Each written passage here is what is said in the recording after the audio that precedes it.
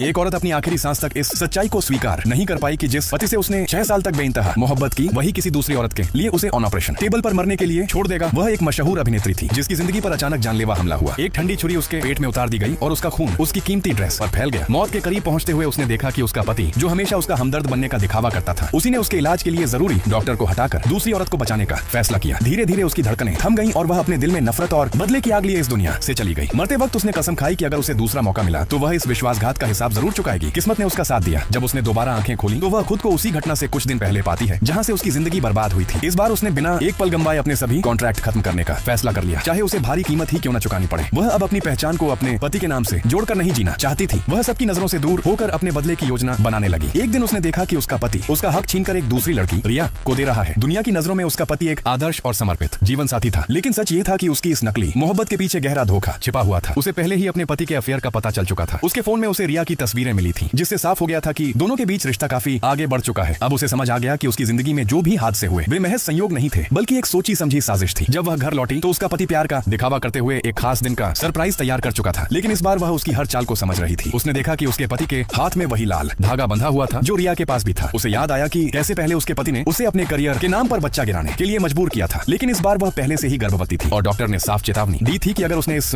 बच्चे को खो दिया तो शायद वह कभी मां नहीं बन पाएगी। अपने पेट पर हाथ रखते हुए उसने ठान लिया कि इस बार वह किसी भी हालत में पीछे नहीं हटेगी। उसका पति काम का बहाना बनाकर घर से निकला, लेकिन असल में वह रिया के लाइव स्ट्रीम में जा पहुंचा। वहां वह खुलेआम अपने रिश्ते का दिखावा कर रहा था।